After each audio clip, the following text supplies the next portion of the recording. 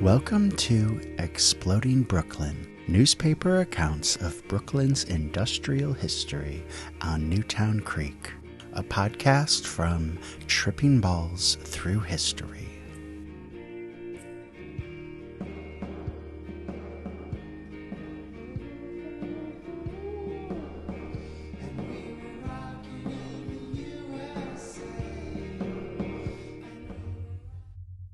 Wednesday, December 1, 1887. The Democrat and Chronicle. Martin Thorne convicted. Found guilty of murder in first degree. Confessed in his cell. Said he alone killed and cut up Guldensuppe. A liar of high degree. Incidents of the last day of the trial, to be sentenced next Friday. After Thorne had been taken back to his cell, he stated that his testimony yesterday was false, apparently trying to save Mrs. Knack. New York, November 30. Martin Thorne, the chief actor in one of the most horrible and bloodthirsty murders in the history of New York State, will die a murderer's death. This was the verdict of 12 citizens of Queens County today, after having heard all sides of the case. Thorne was accorded by the state the most conspicuous and without doubt the greatest criminal lawyer in this country, but it availed him naught. The eloquence of William F. Howe even could not save him from the electric chair. The case was considered on its merits, on evidence, not oratory. The facts, according to the result of the jury's deliberations, showed plainly and conclusively that Martin Thorne was guilty of the murder of William Guldensuppe. Whether Mrs. Knack, the treacherous paramour of Thorne, is equally guilty with him will be determined very soon. But that is another question. The case at issue was the guilt or innocence of this man Thorne, not of Mrs. Knack, as lawyer Howe endeavored to make the jury believe.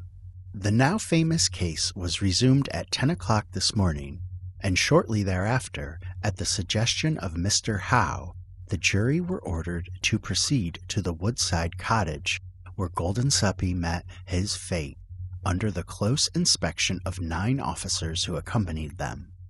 They went, they looked, they saw. The slaughterhouse was surrounded by a crowd of morbidly curious people who had congregated for what purpose they knew not. All that was visible to them was the 12 jurors and their guards, but still they lingered until it was all over. The jurors returned to the court at 11:30 o'clock, whereupon Mr. Howe began his last plea for his client's life. Mr. Howe delivered one of his strongest and most eloquent summaries, his resonant voice ringing like a shrill gong throughout the spacious courtroom. He begged the men before him to spare the worthless life of Thorne, saying again and again that it was Mrs. Knack who killed the masseur, not his protégé. He pleaded, he cajoled, he demanded, and he even wept. His speech occupied over an hour. District Attorney Youngs lost no time in beginning his address. He dwelt mainly upon the facts in the case, using but little energy in attempting an oratorical display. At the conclusion of Mr. Young's address, Judge Maddox delivered a most impartial charge, and at 2:30 o'clock the 12 jurors walked slowly from the room and proceeded to the room of deliberation. At exactly 32 minutes after 5 o'clock, the solemn-faced jurymen re-entered the courtroom, having reached a decision. Judge Maddox was hastily summoned. The clerk ordered Thorne to face the jury, and the jury to look straight at the accused. Gentlemen of the jury, have you arrived at a verdict, and if so, what say you, guilty or not guilty? Asked the clerk. Foreman Morse announced in a clear, stentorian voice, "We find Martin Thorne guilty of murder in the first degree." Thorne was hurriedly searched, handcuffed, and hustled off to jail. After counsel had thanked the jury and court for their courtesy, the latter doing likewise, the 12 men were dismissed, and the great murder trial was a matter of history. In the first degree, Thorne convicted of the murder of William Guldensuppe. New York, November 30. Martin Thorne walked into the courtroom in Long Island City's big building this morning looking none the worse for his ordeal of several hours' duration on the witness stand yesterday. The trial was closed yesterday so far as the taking of evidence was concerned. The prosecution did not put Mrs. Knack on the stand, and the court ruled against Mr. Howe's attempt to introduce the testimony given by Mrs. Knack at the mistrial. Mr. Howe was very anxious to get another chance to cross-examine the woman, and said, "The lawyers for the people were afraid to put the modern Lady Macbeth on the stand again. I am sorry, exceedingly sorry, that I did not have an opportunity of showing the murderess in her true colors before the jurymen, who I think will acquit my client." The crowd of yesterday was in evidence again this morning, but there were very few women to be seen in the courthouse hallways, and not one of them was admitted to the courtroom. As soon as the district attorney arrived in court, Mr. Howe made a motion to have the question asked Thorne yesterday as to his hearing of the reading of Mr. Howe's affidavit in reference to the coming of the witness Peterson from Germany, stricken from the record, as Thorne was not present when the affidavit was presented and read before Judge Smith in October. The judge directed the stenographer to strike out all reference to the affidavit from the record and requested the jury to pay no attention to it. Mr. Howe, having gained this point, made an application that the jurymen be permitted to go to the Woodside cottage so that they could personally view the bathtub. The people's lawyer demurred, and the court refused to grant Mr. Howe's request. A few minutes later, Justice Maddox reconsidered his decision and allowed the jury to go to the cottage by trolley car in charge of Detective Sullivan and 6 officers. The court admonished the officers not to talk to the jurymen in reference to the case, or to say anything to them during the examination of the cottage. The sheriff was instructed to procure a special trolley car, and an adjournment was declared at 10 o'clock until about 11:30. There is some comment as to whether a mistake was not made by the court in not sending Thorne to Woodside with the jury. At the time, Mr. Howe asked that the jury be sent to Woodside to inspect the cottage. Mr. Howe said Thorne would waive his right to go along with the jury. Lawyers say that the Court of Appeals has, in a number of capital cases, decided that counsel have no right to waive any of the prisoner's rights, and that the action of Mr. Howe may leave a loophole for a new trial in case Thorne is convicted. The jurymen arrived at the cottage at 10:35 o'clock, and the inspection occupied about 8 minutes. Many of the women who had been denied admittance to the court did the next best thing and crowded the trolley cars, both going to and returning from Woodside. The conductor of one of the largest cars caused no little comment by announcing as the car neared the corner lot on which the slaughterhouse stands, "All out for the Woodside cottage." The jury re-entered the courtroom at 11:30 o'clock.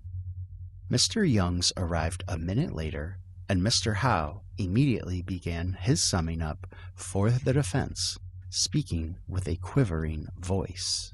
He told them they had an awful duty to perform, and he felt confident that they would do their duty to the people and his client. Why did Mrs. Knack not go to Mrs. Hafner for the keys of the cottage, gentlemen?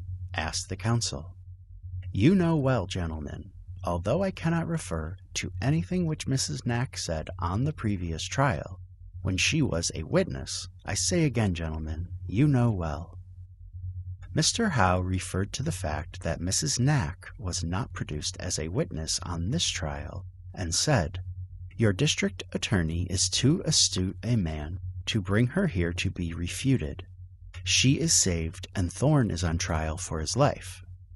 God forbid that justice shall ever be administered in this state or country, so that a murderess may escape, and this man subjected to even a 10 years' imprisonment. In speaking of the evidence adduced in rebuttal last evening, Mr. Howe said, "Gentlemen, you heard witnesses say that Mrs. Knack was seen in her apartments on the afternoon of June 25th, trimming a hat. Just think of it, trimming a hat on the evening of the day that she trimmed the dead body of her lover whom she killed in the morning." Mr. Howe spoke of Gotha as a Judas, who for the sake of money was ready to sell his master. Then he referred to the visit of the jury to the cottage, and said they must have seen that it was impossible for one person to do the cutting up of the body as it was accomplished. The woman's knowledge of anatomy, which she owed to experience in her profession, stood her in good stead when she was cutting up the corpse of her former lover. District Attorney Youngs opened by saying, "The woman tempted me, and I did yield." The jurymen, no doubt, had read their Bibles, and they knew exactly who made this excuse. He was sorry that both the man and woman were not jointly tried, as they were jointly indicted, and each was equally guilty of the crime charged. The lawyers were to blame, as they had asked for separate trials. Mrs. Knack was not on trial. She would be brought in due time before another tribunal. The people did not propose to put her on the stand to let her swear to lies as to where she was or was not on the days preceding and subsequent to the murder of Guldensuppe. Mr. Youngs advised the jury not to be misled by the eloquence of Mr. Howe. Mr. Youngs finished at 8 minutes to 2 o'clock after speaking for 55 minutes. Judge Maddox then called on the jurymen to stand up and explained very clearly the law governing the charge and defined the difference between murder and manslaughter. The charge was extremely fair and impartial. When the judge had finished, Mr. Howe said, "Your Honor, I have nothing to say other than to thank you for your impartial charge." The jury retired from the courtroom at 2:25 o'clock, and recess was ordered until 4 o'clock. In the meantime, Judge Maddox instructed the sheriff to have dinner brought to the jurors.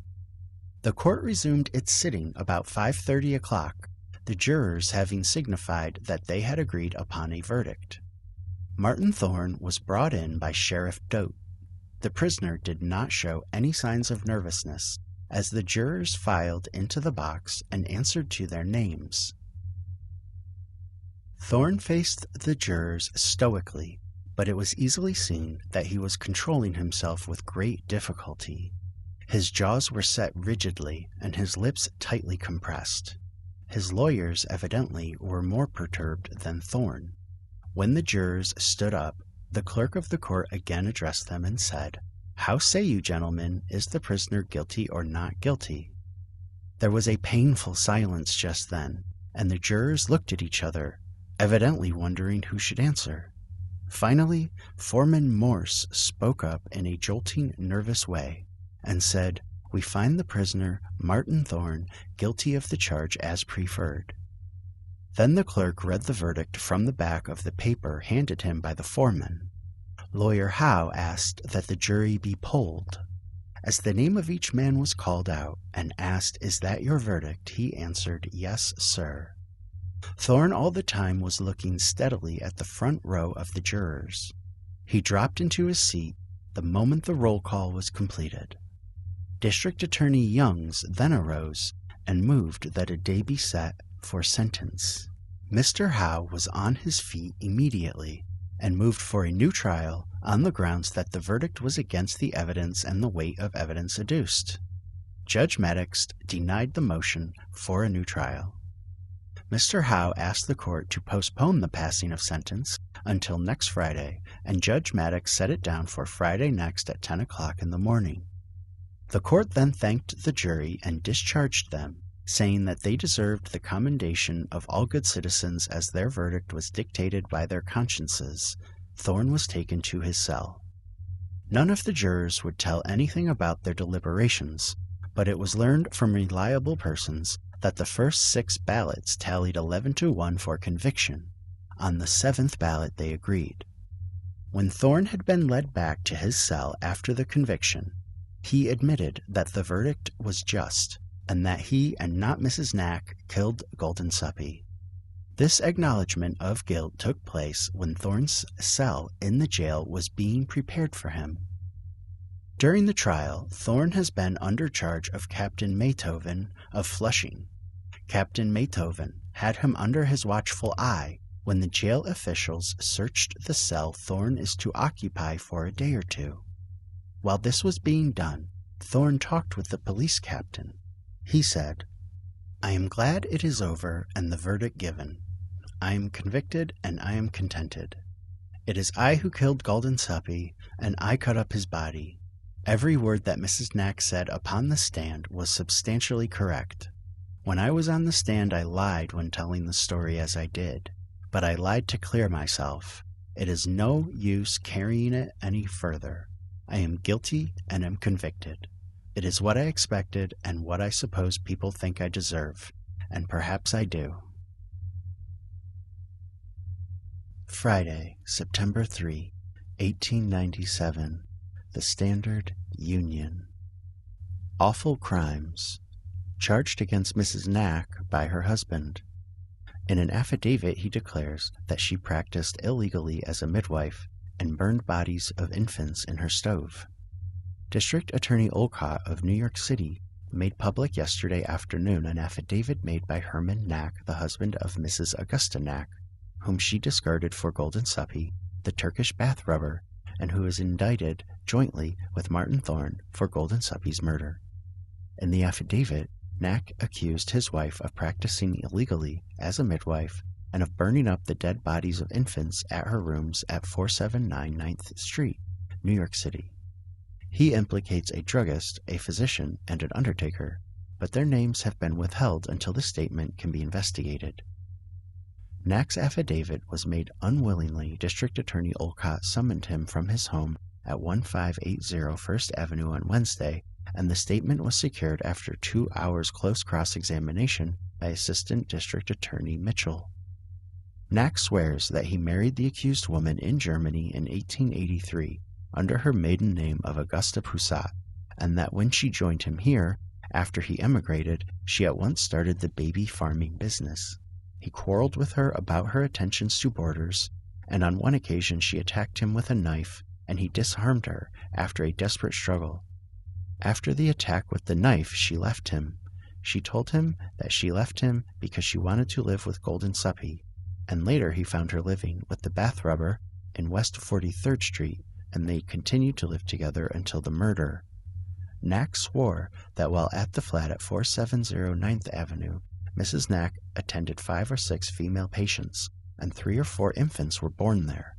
He saw medicine and surgical instruments at the house, and he swears that his wife told him that one patient died at Bellevue Hospital from an illegal operation she had performed. He further swears that Mrs. Knack had no midwife diploma, having failed to pass a medical examination in Europe, and practiced as a midwife here illegally. He swears also that Mrs. Knack brought to the house at 470 9th Avenue several dead infants, and put the bodies in jars containing spirits. At one time he saw half a dozen of these jars in the house. He swears that Mrs. Knack told him that she had burned other bodies of infants, prematurely born, in the stove in the flat. Many bodies were thus disposed of during a period of 10 years that she practiced as a midwife. On an average, 2 or 3 bodies a month were burned up in this way. He swears that she had thus disposed of bodies ever since she came to this country and performed illegal operations whenever the opportunity was afforded her. Infants who died naturally at the flat were buried by an undertaker. Simultaneously with publication of the affidavit, a report was circulated that Mrs. Knack, by advice of her friends, intended to plead guilty to murder in the 2nd degree and turn state's evidence against Thorne to escape execution. District Attorney Olcott said that he was not prepared to talk about the report. Mrs. Knack herself denied that she contemplated turning state's evidence. She also declared that Knack's affidavit was made up of lies. Friday, September 3, 1897. The Fall River Daily Herald. Awful accusation. Mrs. Knack's husband relates story of her past life. Murderess of many babes. Killed 3 a year on the average. New York, September 3. District Attorney Olcott has made public a statement made by Herman Knack, husband of Mrs. Augusta Knack, who is in the Tombs now, with Martin Thorne charged with the murder of William Guldensuppe. Knack alleges that his wife has been killing children for a number of years. He gives the whole career of himself and his wife from 1886 to the time he left her in October 1895. Knack states that his wife made a living through the murder of children. She was a so-called midwife, but never had a diploma. Knack says that she tried for one in Germany, but failed in her examinations. At one time, Knack declares there were as many as 6 dead children preserved in spirits in bottles in his room. He adds that she murdered from 1 to 3 children each year for a period of from 8 to 10 years. Knack also alleges that his wife was assisted by certain physicians, and he mentions undertakers' names, charging both physicians and undertakers with complicity with his wife. He says that they aided her in making away with the bodies of the dead children. The statement was got from Knack by Assistant District Attorney Mitchell, who has been working hard to get evidence from him as to his wife's history. He managed after a time to get Knack to tell about him and his wife's life. Then the man, one evening, in a burst of confidence, told him, in a word, of the life that his wife had been living. At last Knack told the whole story. District Attorney Olcott got the man to make a sworn statement in writing. The statement was prepared yesterday and was signed by Knack last night. He was at the office of the district attorney yesterday afternoon, giving assistance in the preparation of the statement. The making public of the statement by District Attorney Olcott was followed by a great deal of excitement in the district attorney's office. It was not known to anyone before the making public of Knack's sworn charges that the woman was thought to be capable of such acts. In the beginning of the statement, Herman Knack states that he came to New York from Germany in 1886. His wife arrived here a few months before he did. He declares that her maiden name was Augusta Poussat, and that she was born in Launway-on-Elbe in Germany. Then follows the entire career of both himself and wife for the next 10 years. The Detroit Free Press on September 3, 1897, included this detail about Knack's statement. He says that the doctors aided her in making away with the bodies of the children. Knack further alleges that many of the children were born dead, the result of Mrs. Knack's illegal business. Saturday, September 4, 1897. The Wheeling Daily Intelligencer. Mrs. Knack's Crimes. The horrible confession of Herman Knack of New York, charging his wife with having murdered from 1 to 3 children regularly every year for the past 8 years, reveals one of the most notable cases of depravity in criminal annals. Mrs. Knack is already awaiting trial for complicity in the butchery of William Guldensuppe, the several parts of whose body, excepting the head, were found in various places about New York recently. Her partner in crime, a jealous lover, has confessed to this matter, and now comes her husband with the story of the wholesale murder of children. Holmes was no more of a fiend than this woman is alleged to be. Monday, November 15, 1897. The Boston Globe. Closely guarded. Constant watch kept upon Martin Thorne. Several missionaries call upon him at the jail. They are sneered at by the alleged murderer. His counsel will place him on the witness stand. Mrs. Augusta Knack tells the story of her early life. New York, November 14. Martin Thorne is being guarded more closely than any other prisoner in the Queens County Jail. He has been isolated, and a constant watch is kept over him day and night. Sheriff Dole fears him. Several missionaries who called at the jail today and tried to induce Thorne to make his peace with God, as Mrs. Knack did, were sneered at by the alleged slayer. Thorne does not want to know anything about religion. He occupies most of his time brooding in his cell of late. His appetite is very poor. Lawyer William F. Howe, Thorne's counsel, is determined to place him on the witness stand. Mr. Howe says Thorne will make a first-class witness and will have no trouble in disproving the story told by Mrs. Knack. District Attorney Youngs said Mrs. Knack will be a witness again next week. The talesmen have been summoned to be at the Queens County Courthouse at 9 a.m. next Monday, and Mr. Youngs believes he will be able to get a jury inside of 2 days.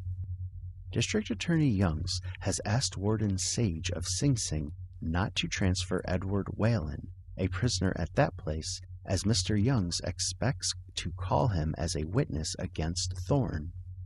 It was told last week how Whalen had been present in the council room in the Tombs at the time Lawyer Howe had his first interview with Martin Thorne. It is said that Thorne confessed to Mr. Howe at that time his connection with the murder of Guldensuppe, and that Whalen overheard the confession. Mr. Youngs held a consultation with several Central Office detectives late yesterday and asked them to go over Mrs. Knack's story as told by her on the witness stand and corroborate it in every possible detail. John Gotha, the Harlem barber to whom Thorne first confessed, is being watched by detectives. He will be a witness for the prosecution, as will Frank Clark, who occupied the same cell with Thorne in the Tombs and who alleges Thorne confessed to him. It is understood Thorne will acknowledge these confessions, but will swear his reason for so doing was to protect Mrs. Knack, with whom he was at that time in love. That is why Mr. Youngs is so anxious to get Whalen's story too. But Whalen is an unwilling witness. He is serving his 3rd term in prison, and so can hope for no clemency as a reward for his testimony. Mr. Howe has detectives looking up Mrs. Knack's record. It is not at all unlikely that Knack, the woman's husband, will be called by the defense. Knack, in a statement made to District Attorney Olcott in this city, accuses his wife of disposing of babies. Knack, however, will be an unwilling witness against his wife. Mrs. Knack spent a very quiet day in her roomy cell today, reading her Bible most of the time. She received a visit from several missionaries and from the prison chaplain who prayed with her. Mrs. Knack declares she has told the truth and will gladly repeat her testimony. Magnus Larson, who occupied the 6th seat in the jury box in the trial of Thorne, and because of whose illness the trial had to be postponed, is doing well at the Garden City Hotel. Mrs. Knack's early life. She is 37 years old and has a mother and 2 sisters now living in Germany. Married Knack in Kiel, New York, November 14. According to the story of her life, she was born in the little village of Oskarweichen in Posen, Germany, April 5, 1860. Her father was a farmer and well-to-do. She had 2 sisters. Their father died when she was very young, and the property which he left began to slip away. At the age of 11, she went to work out as a domestic. I worked out, she said, until I was 22 years old. I did all kinds of hard, rough work. I got up very early in the morning, long before the sun shone, and I was glad to go to bed early at night. As I grew older, I began to gain in strength, and people said that I was a pretty girl. I don't know whether I was or not. I never had very much time to think about my looks. When I was 18 years old, I went to Kiel in Schleswig-Holstein to live in a family where I did housework. Herman Knack lived in Kiel. He worked in one of the big potteries near there, and he was a sober, steady, hard-working fellow who saved his money. We met each other at one of the little holiday makings where I went with some other girls. My name was Augusta Poussat then. He liked me, and I liked him, and when I was 23 years old, we were married. We had 2 children. The first was a little boy. He has been dead a long time, but sometimes I see a child here in this place, so far from where my boy was born, that looks like him, and then I remember the first days of my marriage and of my pride and happiness in the boy. He died when he was very little. My little girl grew to be 4 years old. Then she died. She is buried in Long Island. My own mother is still alive. She lives in a place in Germany very far from here, and so far that I hope she will never hear of the trouble I am in now. She is like all mothers. To her I am but a child, and she cannot realize that anything so serious could come into my life. If I should get a letter from Germany now, while I am here in this prison, I should be afraid to open it. I hope I will not get any. She then went on to tell how she determined to make an open confession in regard to the murder of Guldensuppe, for which she and Martin Thorne are now under indictment. Locating the saw. Mrs. Knack taken from jail and indicates where it was buried in the vicinity of College Hill, New York, November 14. Mrs. Knack was taken from the Queens County Jail today, and for the first time since she was removed to Long Island City from the tombs left the courthouse buildings.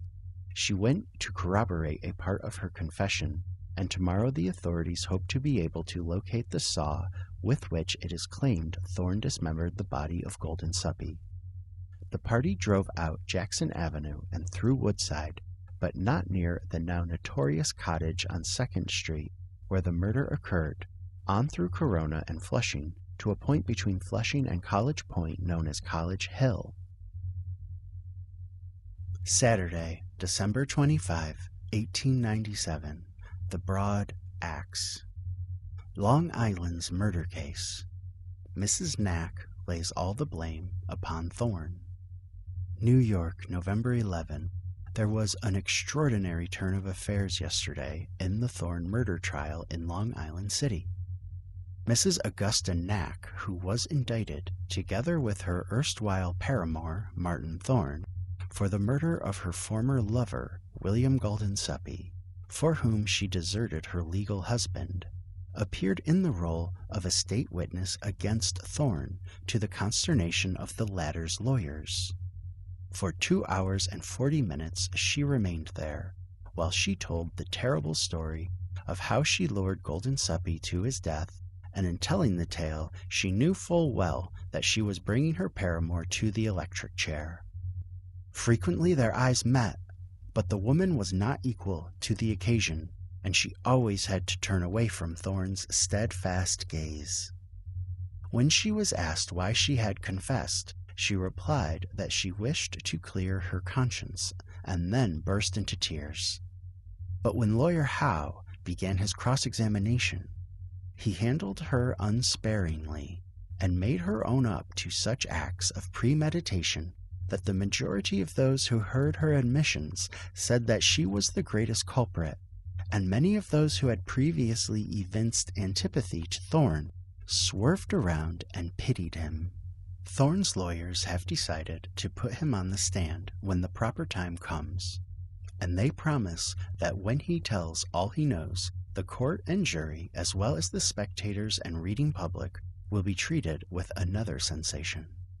There is scarcely any doubt as to the fate which awaits the barber, but as yet the prosecution has not stated what immunity shall be given to Mrs. Knack for the unlooked-for position in which she placed herself. Sunday, December 26, 1897. The World. Cigars for the convicts. Sing Sing prisoners had a feast, and there was no work for them to do. Sing Sing, December 25. The convicts in the prison here did not have to work today.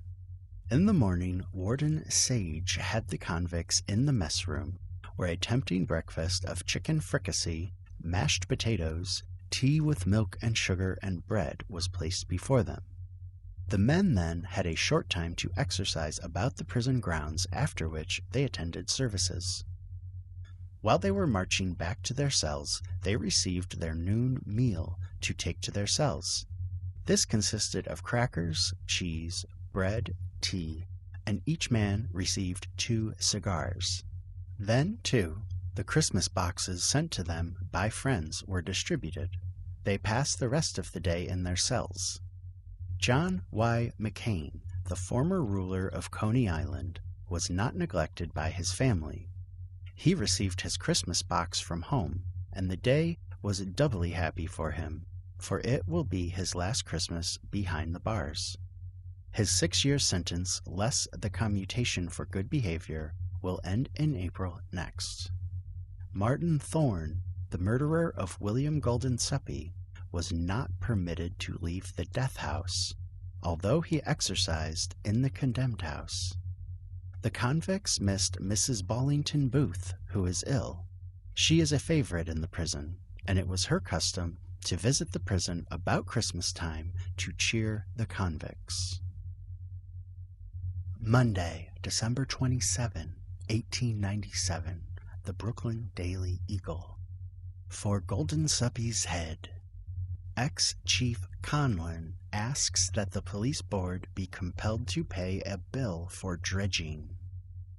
Former Chief of Police Peter Conlon appeared to Justice Beekman in the Supreme Court, New York, today for a mandamus to compel the police board to pay certain expenses incurred by him in dredging the East River for Guldensuppe's head.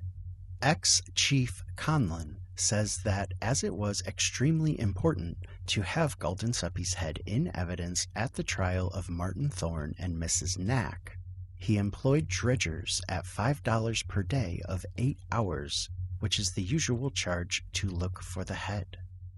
These dredgers worked for 16 days, and he submitted a voucher for the expense to the police board, which ordered the account to be paid.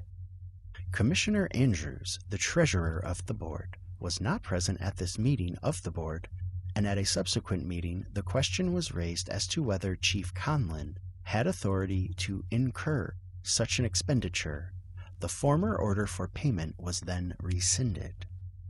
Conlon claims that this was an expenditure which he was authorized to incur without any direction from the police board. Counsel for the police board said that an important question was involved, and the commissioners, while paying every attention to the claim, did not wish to be compelled by mandamus to pay the bill, if they thought the chief of police acted outside his powers. Justice Beekman postponed the argument on the matter until Wednesday next. Friday, December 31, 1897. The Durand Weekly Clipper. Photograph where head should be. The body of William Guldensuppe, murdered by Martin Thorne, has been buried in New York. This dismembered trunk was clothed in a shroud, and a photograph of the dead man was in place of the missing head. Saturday, January 1, 1898, the New York Times. A stay for Martin Thorne. The prisoner is informed of a notice of appeal. William F. Howe took the opportunity yesterday of presenting to Martin Thorne, the convicted murderer of William Guldensuppe, a New Year's present in the shape of a stay of proceedings on his execution, which was set for the week beginning January 10. Mr. Howe filed with the district attorney and the county clerk of Queens County a notice of appeal from Thorne's conviction and obtained a certificate of stay, which he dispatched by special messenger to the warden of the state prison at Sing Sing. Saturday, January 1, 1898, the Pittsburgh Press. Mrs. Knack may plead manslaughter. Long Island City, January 1. Mrs. Augusta Knack will not have to pass through the ordeal of a trial for her part in the murder of William Guldensuppe. It has been decided by the Queens County authorities that it would be impossible to convict her of murder in either the first or second degrees, and she will be allowed to plead guilty to manslaughter in the first degree. The Supreme Court convenes Monday, and it is expected Mrs. Knack will be arraigned either on the opening day or early in the week. Monday, January 3, 1898. The Commercial Appeal. Mrs. Augusta Knack. Thorne's accomplice will plead guilty to manslaughter. New York, January 2. Mrs. Augusta Knack, the accomplice of Martin Thorne in the murder of Guldensuppe, the Bath Rubber, in a cottage at Woodside, Long Island, will be arraigned in Long Island City tomorrow and will plead guilty to manslaughter. District Attorney Young, it is understood, will consent to the imposition of a sentence of 21 years at Sing Sing. This sentence, it is understood, will also be acceptable to Mrs. Knack's attorneys. The murder of Guldensuppe and the subsequent trials produced such a sensation that, advertised in the Brooklyn Daily Eagle for January 2, 1898, is a play featuring Martin Thorne and Guldensuppe. Friday, January 7, 1898. The Buffalo Times. The jury's wine bill. 12 men who decided the fate of Martin Thorne had a good time, as their bill for good liquor goes to prove. New York, January 7. The wine bill for the jury that convicted Martin Thorne of the murder of Guldensuppe amounted to $239.95 for 9 days. The Journal and Advertiser quotes Thorne's lawyer, Mr. Howe, as saying, "I shall press this matter before Judge Maddox. I shall urge that the debauchery of this jury made them utterly unfit to determine the solemn issue of the trial.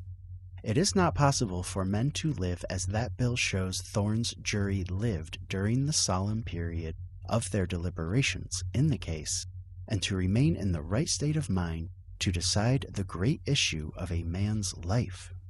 They should not have been permitted to have a single drink." Saturday, January 8, 1898. The Buffalo Inquirer. Shock for Thorne. Sutherland will be led past his cell to the death chair. Sing Sing, New York, January 8. Hadley A. Sutherland, a mulatto, West India Negro, who murdered his sweetheart in Long Island City in December 1896, will be executed in Sing Sing prison on Monday. Warden Sage has everything in readiness for the execution, and the condemned man does not apparently care how soon his hour arrives. Sutherland is displaying remarkable nerve and seems to have no concern for his impending doom. Sutherland is occupying a cell adjoining that of Martin Thorne, and when he is taken to the chair on Monday, he will be marched past Thorne's cell in full view of Guldensuppes' murderer. Monday, January 10, 1898. The Topeka State Journal. Mrs. Knack sentenced. Gets a term of 15 years for her part in the Guldensuppe murder. New York, January 10. Mrs. Augusta Knack, jointly charged with Martin Thorne with the murder of William Guldensuppe, a Bath Rubber at Woodside, Long Island in June of last year, was today sentenced to 15 years in the state prison at Auburn. The good time allowance attainable would reduce the term to 10 years and 5 months. Wednesday, January 19, 1898. The Jersey City News. Mrs. Knack taken to Auburn. New York, January 19, 1898. Mrs. Augusta Knack started from the Queens County Jail at 7:20 o'clock this morning for Auburn Prison, where she is to serve her sentence of 15 years for her part in the murder of Guldensuppe. She was in the custody of Keeper Tupper of Auburn Prison. Matron O'Hara of Auburn was also with the prisoner. Tuesday, August 2, 1898. The Burlington Free Press. Executed. Martin Thorne has paid the penalty of murder in the electric chair. Electric shock too weak. He had to be kept in the chair 5 minutes, a horrible sight as the deadly current did its work. The criminal walked bravely to his fate. Sing Sing, August 1. Martin Thorne was electrocuted at 11:17 o'clock this morning. The current was found to be too weak, and he had to be kept in the chair for 5 minutes, and 4 shocks of 1,860 volts each were sent through Thorne's body. He was cool, and he walked to the chair unaided, and seating himself put his legs in position in the hollows prepared for them, and then, leaning back in the chair, put his arms down on the chair to be strapped fast. Before his arms were strapped down, he took a crucifix from the priest who was present, and kissing it, handed it back. There was no delay to add to the torture which Thorne must have been enduring. As soon as the attendants had fastened the straps which held him to the chair, Warden Sage stepped up and tried all of them to see that there could be no bungling. They were tight and secure. Warden Sage lifted his hand warningly to the witness. Then he gave an almost imperceptible signal. Almost instantly, Thorne's body leapt forward in the chair, as far as the straps would permit. His chest bent out and his lips were drawn back so as to show the teeth. The leather fastening creaked and stretched, but they did not give way. For several seconds, which seemed like an age to the witnesses, the body remained in this position. The only change was in the lips. Little by little, they were drawn still further back, until they seemed to be shriveled up, and not only the teeth, but the gums were to be seen. After the first shock, when the death-dealing current had entered his body through the sponge electrode fastened to his head, and had coursed along the spinal column to the other electrode fastened to his right leg, it was seen that Thorne was dead, but to make doubly sure, the current was applied again and again. Each time when it was turned off, the body sank back limp and lifeless, and was held in place in the chair only by the straps which bound it so closely. Then, at a signal from the warden, the hidden executioner again turned it on. When he did so, the body again leapt forward and strained at the straps, and again the lips drew back, and the horrible look came upon the face. The physician was summoned and placed his ear over the dead man's heart. There was no sound, and as he lifted his head, he nodded to the warden that all was over. The other physicians who were among the witnesses were then called forward, and one by one they listened for any movement of the heart which might show that Thorne was still alive. None of the men could detect any sound. Martin Thorne was dead. Autopsy on Thorne's body. Sing Sing, New York, August 1. The autopsy on the body of Thorne was made by Doctors H.T. Brooke and F.A. Goodwin of the Postgraduate Medical School of New York. It showed the brain to be well developed and showed Thorne to possess extraordinary intelligence and cunning. After the autopsy, the body was turned over by Warden Sage to 2 former employers of Thorne, who will bear the expense of the burial. Wednesday, August 3, 1898. The Sun. Murderer Thorne buried. His body brought here from Sing Sing and sent to Calvary. The body of Martin Thorne, who was executed at Sing Sing on Monday, arrived in this city yesterday morning. It was accompanied by C. Ehrlich, the undertaker, and State Detective Jackson, and reached the Grand Central Station at 9:20. The coffin, which was of pine, was placed in an undertaker's wagon and hurried to 438 East 83rd Street. A large crowd, composed chiefly of women and children, had been standing in front of the shop since early morning. The body was transferred to another coffin covered with black cloth and with 3 silver-plated handles on each side. On the lid was a small silver cross with this inscription: Martin Thorne, died August 1, 1898, age 33 years. Thorne's face was slightly marked where the electrodes had come in contact with it. About 30 persons were allowed to see the body. They were admitted in batches of 6 each. There were 2 women among them. The coffin was placed in a hearse and taken to Calvary Cemetery. It was followed by Paul Minker, Thorne's brother-in-law. Sunday, March 19, 1899, the Brooklyn Daily Eagle. For use as a wine shop. Cottage where Thorne killed Guldensuppe will be reoccupied. Woodside, Long Island, March 18. The 2-story frame cottage where William Guldensuppe was put to death by Martin Thorne and Mrs. Augusta Knack is to be turned into a wine shop. The cottage is owned by B. Beulah and is one of 3. The owner has found it impossible to secure a tenant for the house since the crime was discovered. He is building an extension, and the place has been leased to Louis Etienne. From what can be learned, the room where the crime was committed and the bathroom where the body of Guldensuppe was cut up by the murderers will not be changed and will be fitted up as features of the place.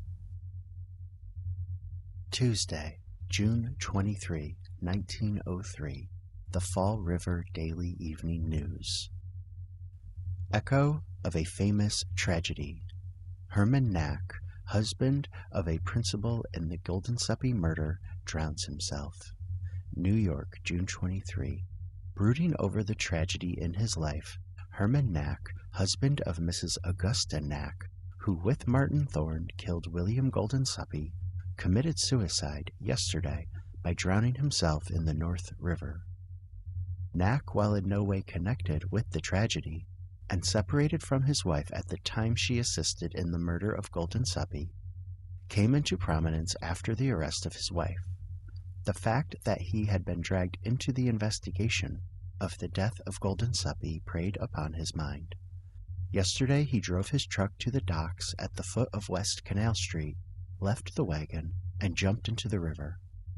Guldensuppe was a rubber in a Turkish bath establishment and was friendly with Mrs. Knack, who was a midwife. Because of this friendliness, Knack left his wife months before the murder. Thorne, a barber, also sought the favor of the woman, became jealous of Guldensuppe, and together with Mrs. Knack, Thorne conspired to kill the man. Saturday, July 20, 1907. The New York Times. Mrs. Knack set free. Met here by mob. Rush to see woman who served term for the Guldensuppe murder. Hopes to get employment. Shows no effect of 9 years confinement. Goes to home of friends in Paterson. After serving a sentence of 9 years and 5 months for complicity in the murder of William Guldensuppe, Mrs. Augusta Knack was released from Auburn Prison yesterday morning and arrived in this city at 5:39 o'clock last evening. She was met at the Grand Central Station by a large crowd of the curious, but was hustled away by 2 women friends who took her to their home in Paterson, New Jersey. Mrs. Knack did not show any traces of her long confinement. Her cheeks were rosy and her face was sunburned, as if she had been spending a vacation at the seashore. Her black hair was very slightly tinged with gray. She wore a black skirt and bodice with white lace, and a white straw hat with pink roses. In an interview at Syracuse, where the passengers from the Auburn train were transferred to the Limited for New York, Mrs. Knack said, "I have no plans settled yet and do not know what I shall do. I am going to New York, where I have friends whom I expect to meet me, and shall try to get work somewhere as a cook, housekeeper, or seamstress. I have no family now. My children are dead, and I believe my husband is too, but I do not care to see him anyway. I have paid my debt to the state, and I am going to live out my life in my own way. I hope that no one will find me out in New York, because I do not wish to talk." When the train arrived at 125th Street Station, a small army of reporters, photographers, and artists swarmed aboard to get interviews with the released convict, but she refused to answer any questions and declared, "I am not Mrs. Knack. Why do you do this to me, a German woman, traveling for my health?" One long-haired artist stood up and deliberately sketched her seated in the car as the train slowly made its way to the Grand Central Station. It had been announced in the early afternoon newspapers that Mrs. Knack would arrive at the Grand Central Station at 5:39, and a large crowd gathered there. As the woman came through the gates, she had to pass between two long lines of people. She was met and cordially greeted by a very stout woman and a tall, thin girl in black. In the waiting room, the crowd became so great that Mrs. Knack could not make her way to the exit. Women and children fought with men and boys to get a look at her. "Must I scream for the police, or will you let me alone?" the woman shouted, and the tall girl friend said sympathetically, "I know just how you feel." A uniformed official of the New York Central came up and rescued Mrs. Knack, but the mob followed her and poured across 42nd Street, blocking the car tracks until she jumped into a hack with her women friends and drove away. William Guldensuppe was murdered at Woodside, Long Island on June 23, 1897. Mrs. Knack lured him to a cottage which she had hired for the purpose, and Martin Thorne, one of her lovers, who was in waiting, shot and killed him. After the murder, Thorne dismembered the body and distributed it in parcels in various parts of the city. The trunk was found in the East River, and the legs in the Cobb dock of the Brooklyn Navy Yard. When packages were first discovered, the police believed that it was a practical joke of the medical students. Several days later, after Guldensuppe had been missed from the Turkish bath in West 42nd Street, where he was employed as a rubber, some of his friends went to the morgue and identified the remains by unmistakable marks on the legs and body. They were aware that he had been a good deal in the company of Mrs. Augusta Knack, a midwife, who lived over a drugstore in 9th Avenue.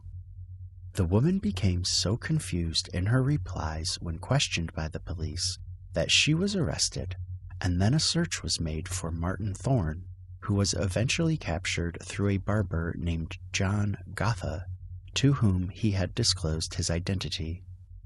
Mrs. Knack made a full confession to her counsel, the late Emmanuel Friend, and upon his advice she turned state's evidence. Thorne was put to death at Sing Sing on August 1, 1899. Sunday, July 21, 1907. The New York Times. Mrs. Knack tells of life in prison. Asks pay for interviews to raise money to return to Germany. Denies her guilt now. Says she loved Guldensuppe. Well treated in prison. Only once put in solitary confinement. Mrs. Augusta Knack, who was released from Auburn Prison on Thursday after serving 9 years and 4 months for complicity in the murder of William Guldensuppe, talked with reporters yesterday in her room at 230 West 43rd Street and swore to each that she had absolutely nothing to do with the murder of Guldensuppe and would give her heart's blood today could she see him and have him with her once more.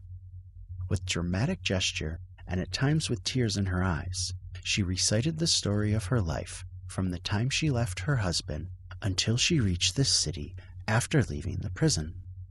Talking with a reporter for the Times, she readily answered all questions put to her.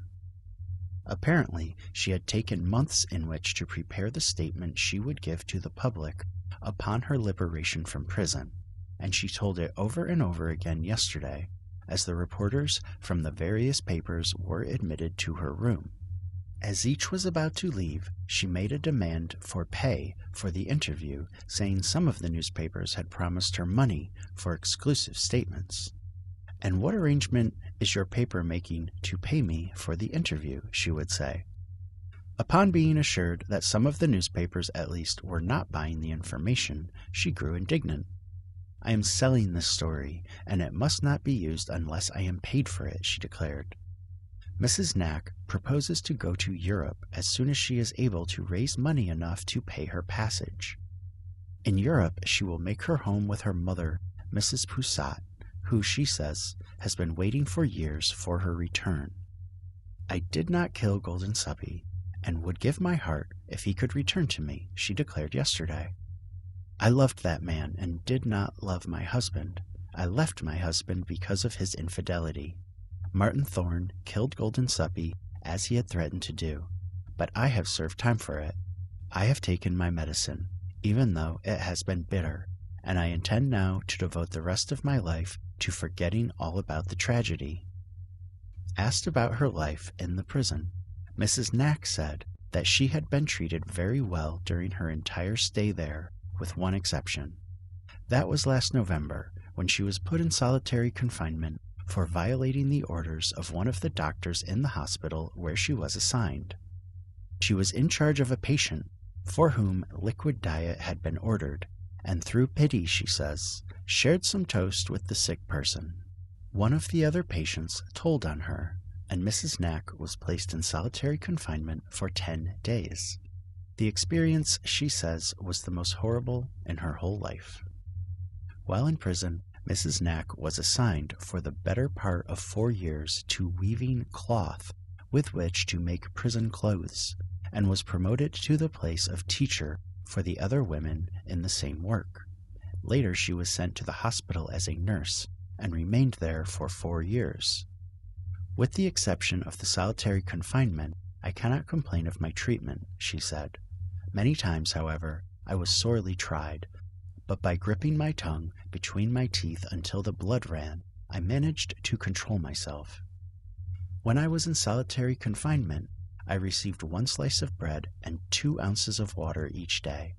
I could not eat the bread, and there was not enough water to quench my thirst. The odors down in that dungeon were horrible, and I thought I would surely die. Then I thought I would commit suicide, and I tried to open a vein in my arm with a pin. I sucked out the blood, and it moistened my lips, and then I felt better and did not die. When I was released, I was so sick I could not eat, and had to go to the hospital." Mrs. Knack says she is practically penniless. "When I left the prison, I received about $30. Some of this I spent for presents to give some of the girls in prison, and the rest I had when I reached New York. In some way, I lost all but $4 of this out of my purse. When I went to prison, I had about $300, which was taken away from me by the police, and I think put in bank for me by my lawyer, Emmanuel Friend, who is now dead. My furniture was stored somewhere under his direction, and I do not know where it is. Now I am a broken-down old woman, and have nothing to show for the work of my lifetime." Asked if she wanted to see her husband, Mrs. Knack said she did not, that she wanted to get out of the country as soon as possible, that he had left her life many years ago, and she did not regret it. "All I want now, all there is left to me, is to get home to my mother in Berlin." Policeman Kane, who is on duty at the Long Island City Ferry opposite 34th Street, saw a strange woman board a woodside trolley car about 3 o'clock, and promptly identified her as Mrs. Knack on her way to view the scene of the Guldensuppe murder. Mrs. Knack at that hour was talking with a Times reporter in her room in West 43rd Street. Wednesday, July 24, 1907. The Greenfield Daily Recorder. Mrs. Augusta Knack was discharged from Auburn Prison Friday after having served 9 years and 5 months for the killing of William Guldensuppe, a Turkish bath rubber in New York. She left for New York after telling a reporter that she had come out of prison a better, sadder, and wiser woman, and that she intended to lead a new life. The murder was a particularly brutal one, and one which baffled the police for some time on account of the fact that the murdered man's head was missing, having been dissolved in quick lime. An article from Monday, April 28, 1913 in the Scranton Truth, headlined "Turn Light on Auburn Prison," mentions Augusta Knack as a nurse as an example of how horrible the prison conditions are. George W. Blake, the investigator, declares that Dr. Guerin permitted women to bear children with only such attendants as could be found among the other female prisoners, including such nurses as Mrs. Augusta Knack, convicted of complicity in the horrible Guldensuppe murder. Friday, March 1, 1918, the Sheboygan Press. Mrs. Herman Knack is confined to her home on South 13th Street by a nervous breakdown. Saturday, May 15, 1920, the Sheboygan Press. William Bragger, Chicago, is visiting relatives in the city. He was called here by the death of his sister, the late Mrs. Augusta Knack. Henry Bragger, Rhinelander, visited in the city Friday. He came here to attend the funeral of his sister, the late Mrs. Augusta Knack. Sunday, October 9, 1949. The Atlanta Constitution by Peter Levins. Beheaded, cast into river. More of the headless body is found. Murder mystery solved by the Journal.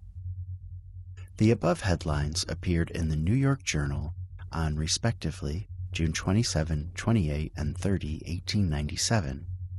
They summarize a grim series of events, as well as a memorable chapter in the history of the American press.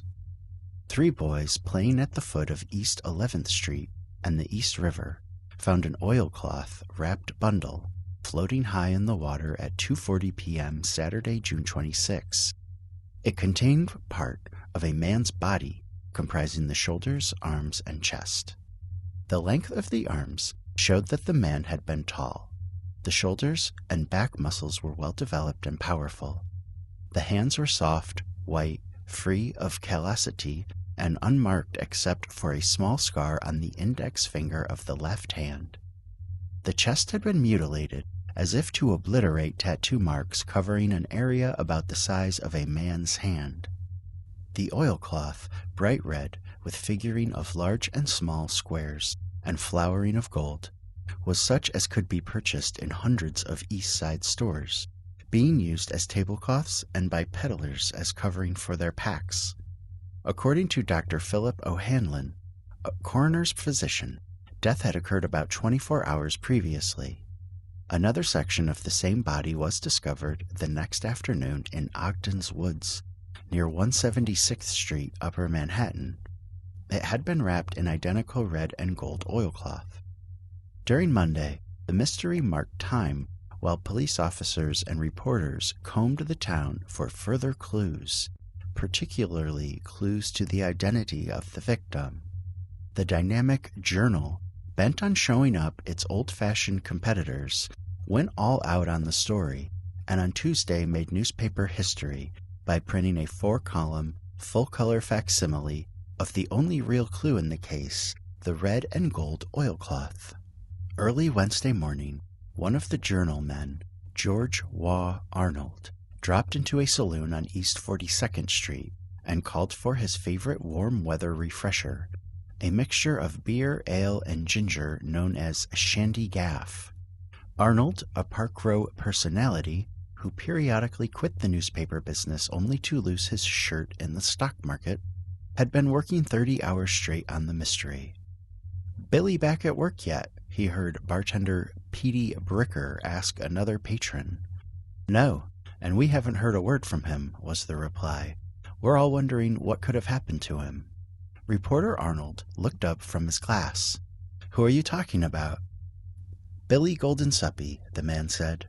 "He hasn't been to work since last Thursday." "Where's he work?" "At the Murray Hill Turkish Baths. He's a rubber there." At the word rubber, Arnold froze into immobility. He was thinking of those soft white hands in the morgue at Bellevue. "Maybe I know this fellow," he said, keeping his voice casual. "He comes in here, doesn't he, Petey?"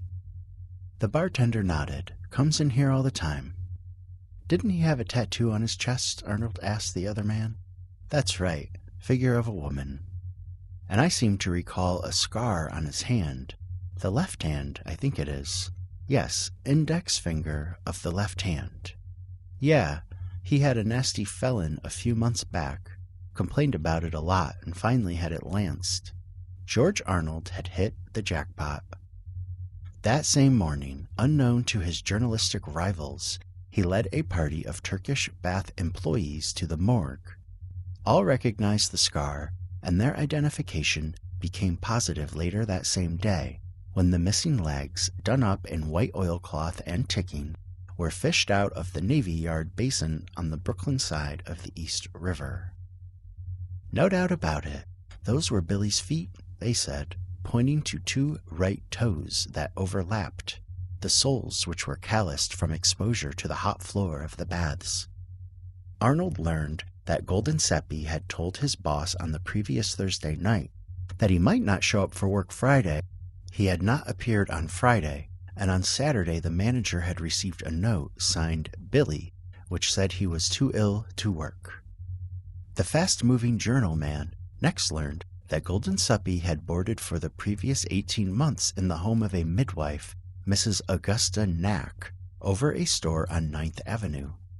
Indeed, he had supplanted the woman's husband, Herman Knack, a shiftless sausage-maker, who was now driving a bakery wagon and living elsewhere. Mrs. Knack told Arnold that her husband had moved to bachelor quarters on East 82nd Street some while after Guldensuppe had rented their front room.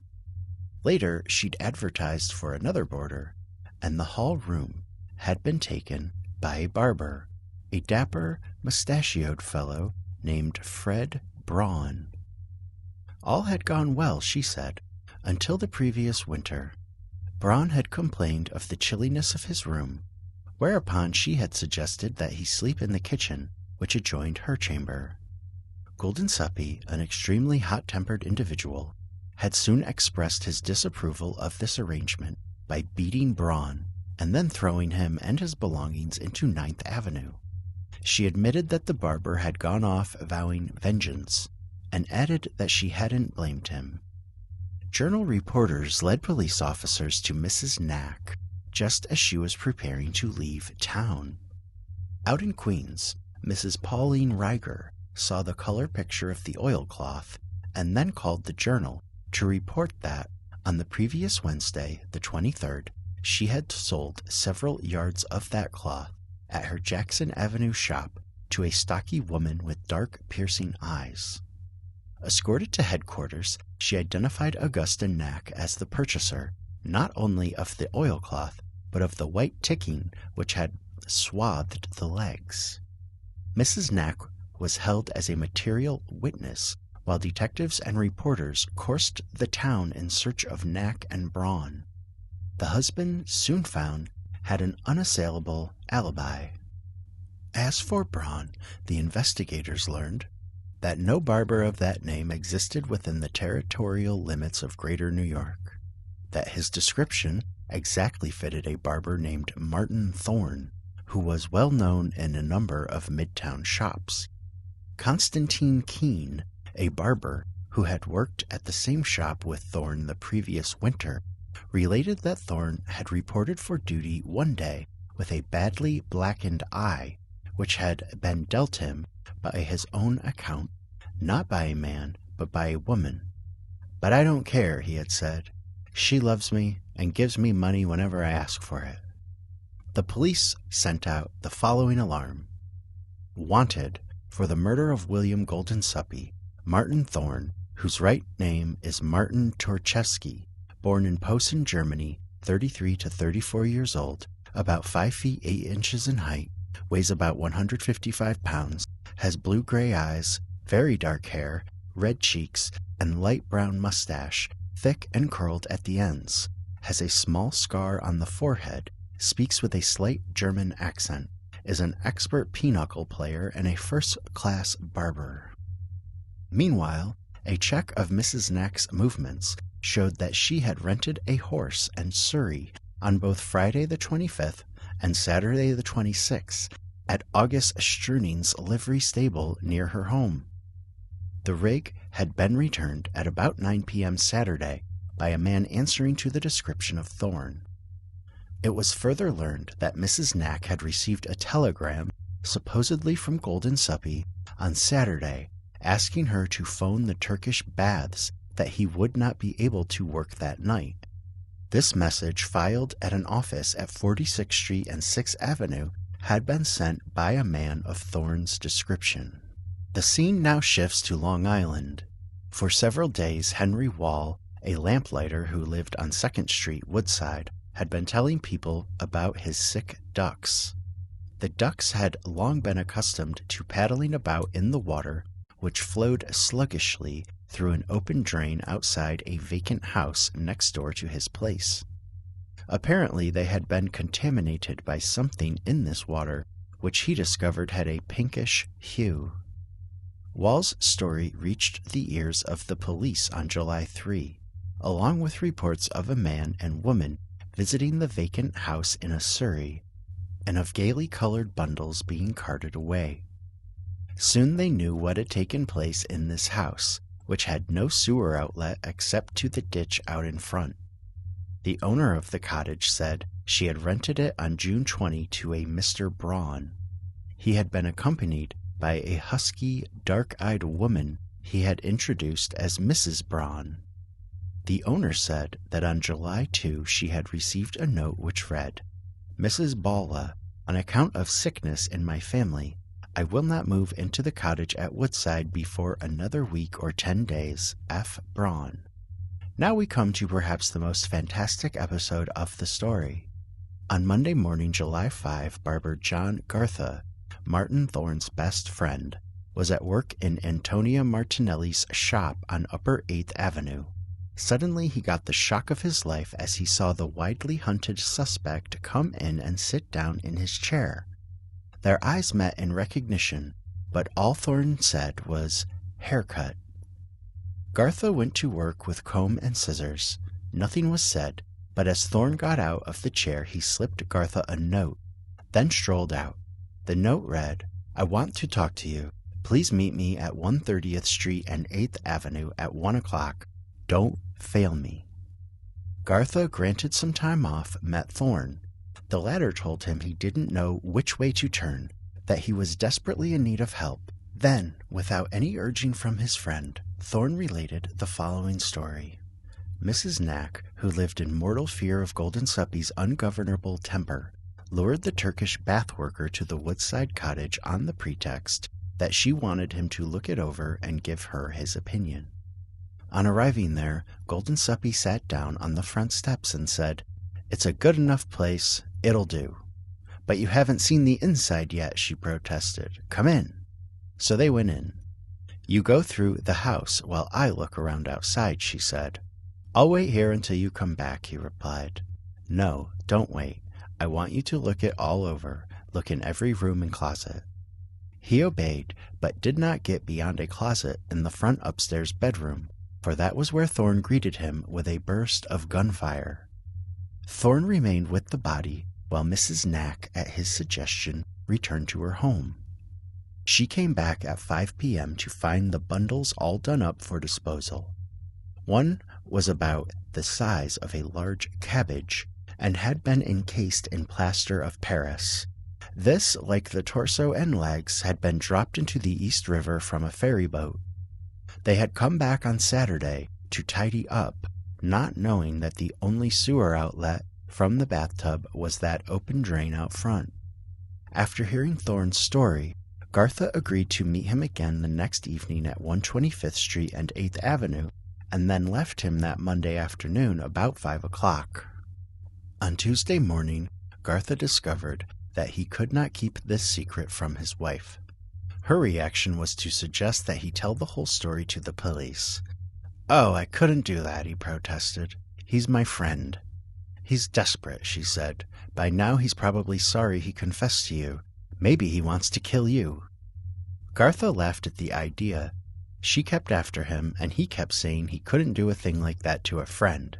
Finally, she declared that if he wouldn't tell the police, she would.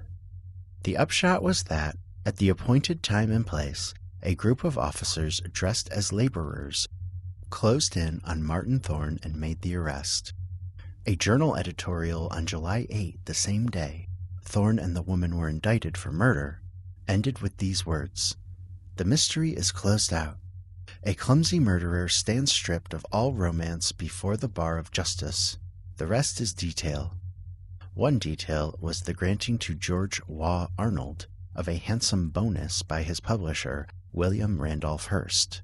This award enabled Arnold to quit Park Row for Wall Street, but he was soon back at his proper profession. While awaiting trial in Queens County Jail, Mrs. Knack sent Thorne messages concealed in baked potatoes. One told him that the jig was up and that she intended to commit suicide. "But don't you do a thing, and don't tell them anything," she added. Thorne sent back a reply in which he pleaded with her not to destroy herself, and that he had a doctor's prescription for morphine, which a trustee would get filled for him, and that if the worst came to the worst, both of them could take the morphine. The worst did come to the worst as far as the man was concerned, for Augusta Knack turned state's evidence at the trial that November before Judge Samuel T. Maddox. "Thorne told me that he loved me," she testified. "He said, 'Bring Guldensuppe to some place outside your house, and I will kill him and put his body in a trunk.' I said, 'No, kill me instead.' One night he choked me and made me promise to help kill Guldensuppe. I feared him and finally agreed to rent the Woodside house. Asked if she still loved Thorne, she replied, 'No, I love only my husband.' Asked why she was turning state's evidence, she replied, 'I know I am here for the world, for the people, and my God.' Question: Do you realize the position you now occupy as a witness for the prosecution and the jeopardy your testimony places you in? Answer: I certainly do. Question: Did anyone ask you to testify here today or at any other time? Answer: No. Question: Then why do you make this statement? Answer: Because I couldn't have this thing on my mind, and I thank God that this day has come, whatever the world will do with me. Defense Attorney William F. Howe asked in cross-examination, Question: Mrs. Knack, did you cry when you burned Billy's clothes? Answer: No. Question: Did you cry when you bought the oilcloth? Answer: No. Question: But you cried today? Answer: I cry often. Question: Did you cry when Thorne told you that he had killed Guldensuppe? Answer: Yes, I cried then. Question: Then why didn't you tell the police about the crime? Answer: Because I was afraid of Thorne. She identified the telegram she had received the day after the murder and admitted knowing Thorne had sent it. Question: And you did what he told you? Answer: I did, because I was afraid to refuse him. Question: You made preparations to go to Europe, didn't you? Answer: Yes. When you and Billy arrived at the Woodside cottage, where did you first go? Answer: To the garden back of the house. Question: So that you would not see Guldensuppe slain? Answer: Yes.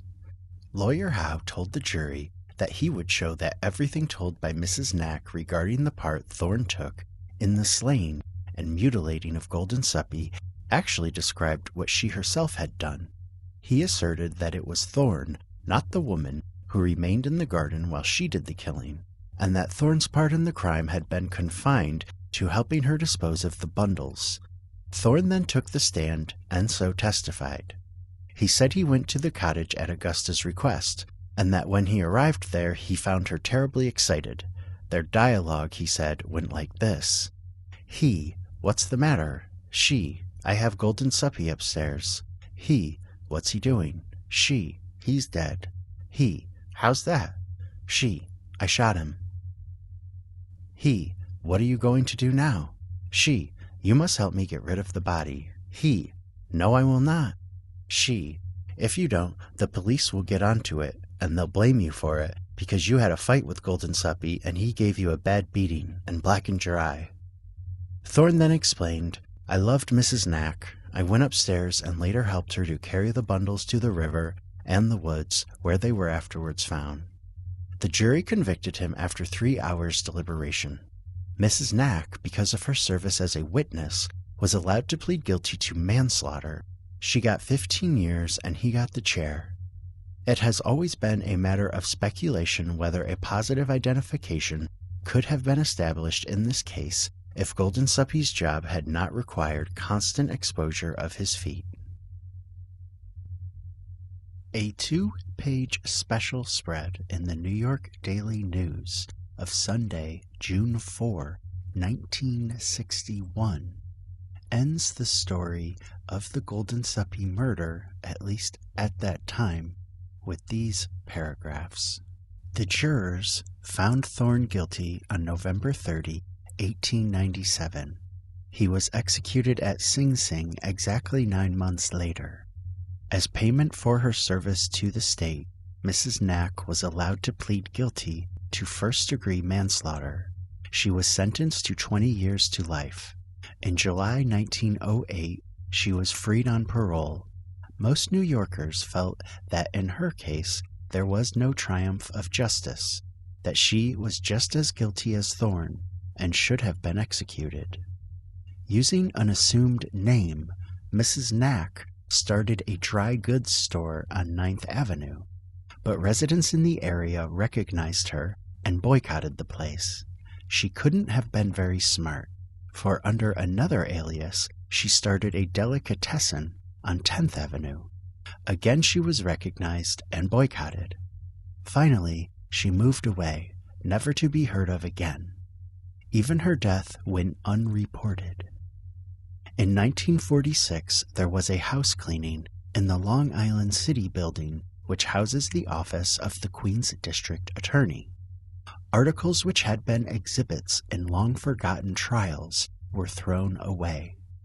6 duck feathers and a piece of tattooed skin were included in the rubbish. After the Guldensuppe murder and fallout, the only remaining newspaper account of an Augusta Knack that we could find was from the Sheboygan Press from May 15, 1920, when Augusta Knack would have been 60 years old. The notice is a 1920s version of someone checking in on social media and letting everyone know where they are. It reads, William Bragger, Chicago, is visiting relatives in the city. He was called here by the death of his sister, the late Mrs. Augusta Knack. Henry Bragger, Rhinelander, visited in the city Friday. He came here to attend the funeral of his sister, the late Mrs. Augusta Knack. So, is the Sheboygan Augusta Knack the Guldensuppe Augusta Knack? Probably not. While it is true that Augusta had told reporters that she had no family when she was released from prison in 1907, there is no reason to believe that she was being truthful to the newspaper people that she was not very pleasant with. She claimed she wanted to disappear back to Germany, the Rhineland, and live with her mother, a Mrs. Poussat, although the Buffalo Weekly Express, July 1, 1897, tells us that Augusta was born in Poussat, Prussia. Not sure what to make of this. Since Henry Bragger is called a Rhinelander, that is, a person from Germany, it gives us reason to believe this was our Guldensuppe Augusta Knack, disappearing and dying in Sheboygan. Our Guldensuppe Augusta Knack is 38 years old on June 26, 1897, so was born in 1855, close-ish to the birth date given for the Sheboygan Augusta Bragger in the Knacks Who Fought the Civil War from Different Families article. The birth date given as September 27, 1859. However, the 1905 census shows an Augusta Knack who was born about 1859 in Wisconsin, so not our Guldensuppe Augusta Knack. Sunday, February 20, 2005. The Sheboygan Press. Knacks Who Fought in Civil War from Different Families by Jan Hildebrand. Question. Several years ago you did a check for me that took the family back to a Christ Knack. I have some data from Germany that indicates Christopher Knack came to the USA in 1840. He was from Thuringen, Germany, and settled in Sheboygan. The parents were Johann Melcholer Knack and Anna Marie Kott, who were married in 1823 in Germany. They were supposed to have had a number of children, namely Daniel, Christopher, Susanna, Charles, and William. I have found where William and Charles both served in the Wisconsin Volunteers in the Civil War, but we cannot confirm that they were related. Do you have some data from the 1860 or 65 census that would confirm this, or perhaps a Sheboygan directory? I would like to know just how far the family expanded from this point up to the present time. Is this a possibility? Wisconsin. Answer. The William and Charles Knack, who both served in the Civil War, were from two different families. Charles Knack was born in Prussia and William in Coburg-Gotha in Saxony. Charles married Rosa Papp, Hanover, Germany, and was a cooper. Their children were Emma, Charles, and Heinrich. William was born June 7, 1842, in Saxony. He married Amalia Grube January 18, 1860. He died February 25, 1896, and she died June 2, 1927. I don't think either of these men were members of the family you are researching. Christoph and Sophia Knack emigrated in 1851 and settled in the city of Sheboygan in 1852. Christoph died February 20, 1900, and was survived by 4 sons and 2 daughters. He was 73 years old. His wife died before him. He is buried in Lutheran Cemetery, Sheboygan. I could not find out when Sophia died or where she was buried. Christoph's will was probated April 6, 1900. In it, he divides his assets among his living children, Alvin Knack, Ottila Maltman, Bertha Brand, William Knack, Herman Knack, and Augusta Knack, and the children of his deceased son, Louis William G.A. Knack and Sophie Martel. Louis died in March 1899 and is also buried in Lutheran Cemetery. In the 1860 census, Christian, sick, is listed as 35 years old and is a day laborer. Wife Sophia is 33, son Louis is 9. All were born in Saxony. Son Alvin was 7, born Wisconsin, and Delia, Ottilia, was 4, born Wisconsin. The 1870 census shows the following: Christoph 46, fireman, Sophia 44, Louis 18, Alvin 16, Ottilia 13, Bertha 9, William 7, and August 2. All of the sons would have been too young to have fought in the Civil War. Louis was born in 1852 and married Augusta Bragger, born in Germany, September 27, 1859. They had 2 children, William and Sophie Julius Martel. Augusta died May 11, 1920, and is buried in Lutheran Cemetery. Alvin was born June 21, 1853, and married Wilhelmine Schneider June 17, 1877. She was born January 13, 1857. They had the following children: Clara Fred Gregor, Minnie Carl Ginch, Albert Damrow, Alvin Jr., and Edward. Alvin died April 11, 1928, and Wilhelmine died in 1929. Both are buried in Wildwood Cemetery. Ottilia was born in 1857. She married August Malman December 16, 1877. They had 3 children, William, Albert, and Amanda. She died February 27, 1911. Bertha married August Brand November 13, 1886. I could not find anything more about this family, also nothing about William or August. One more son, Herman, married Anna Hessler in 1902. They had 2 children, Melita and Arno. Knack died January 25, 1911 at the age of 39 years. Anna died in March 1922. Both are buried in Lutheran Cemetery. Jan Hildebrand is a member of the Sheboygan County Historical Research Center. Our Guldensuppe Augusta Knack had been married in Germany in 1883 to a Hermann Knack. After living in Lauenburg, she departs from Hamburg, Germany on December 12, 1886 on the Weiland with her daughter, Margaret Knack. For exclusive extra episodes and content, including images from many of these stories, plus additional stories and other stuff we found in creating this podcast, support us on Patreon, link in the description. Our zine using these and similar materials about Newtown Creek and Greenpoint is available at Blue Stockings in New York City or on our website, explodingbrooklyn.com. All music by Charity Case, charitycasemusic.com, unless noted in the episode notes. Also available on explodingbrooklyn.com is Boulevard Years, The Greenpoint Oil Spill, the first novel atop the spill.